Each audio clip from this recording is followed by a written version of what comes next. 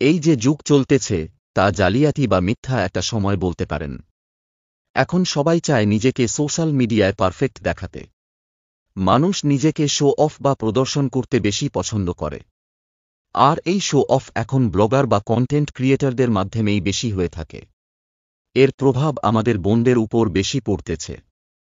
অনেক কন্টেন্ট ক্রিয়েটরদের দেখা যায় তারা তাদের সংসারের কাজ, বাচ্চা সামলানো, বাহিরে কাজ, বাজার করা, ঘর পরিষ্কার রাখা, রান্না করা ইত্যাদি দেখান যে একা সব সামলাচ্ছেন। কিন্তু তারা বলেন না এই একা সামলানোর মধ্যে তাদের স্বামী, মা, বোন, গৃহকর্মীরা থাকেন।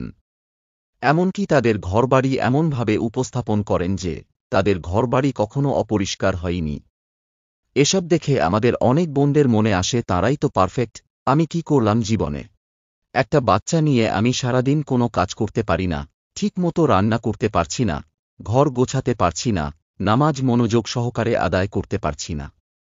বিশেষ করে যারা একক পরিবারে থাকে তাদের এই সমস্যা বেশি হয়। কারণ সাহায্য করার জন্য কেউ পাশে না থাকলে একা সব সামলানো অনেক কঠিন। একটা নবজাতক শিশুর যখন জন্ম হয় তখন তাকে অনেক যত্ন করতে হয়। নবজাতক শিশুদের প্রায় ৩ ঘণ্টা পর পর দুধ পান করাতে হয়, ন্যাপকিন পাল্টানো আরও কত কিছু থাকে। তাই নবজাতক শিশুর জন্মের ২-৩ মাস মায়ের জন্য অনেক কঠিন থাকে। রাতে ঘুম হয় না, বাচ্চাকে একা রেখে রান্না করতে গেলে বাচ্চা কান্নাকাটি করা, বাচ্চার বাবা কাজে থাকলে একজন মা একা খাবারটা পর্যন্ত খেতে পারেন না বাচ্চাকে একা রেখে। তখন সাহায্য করার কেউ পাশে না থাকলে তো অনেক বেশি কষ্ট হয়। আর আমাদের বোনরা যখন দেখেন যে কন্টেন্ট ক্রিয়েটররা শিশু জন্মের সময়ও ভিডিও চিত্র ধারণ করছে, বাচ্চার গোসল, খাওয়া, ঘুমানো, নিজেকে সাজিয়ে রাখা ইত্যাদির ভিডিও দিচ্ছে, তখন তারা নিজেদের সাথে তুলনা করতে শুরু করে। আসলে তাদের ভিডিও চিত্র ধারণ করার ইত্যাদি কাজের আলাদা মানুষ থাকে। আর আমরা যা দেখি সব সত্যিও হয় না।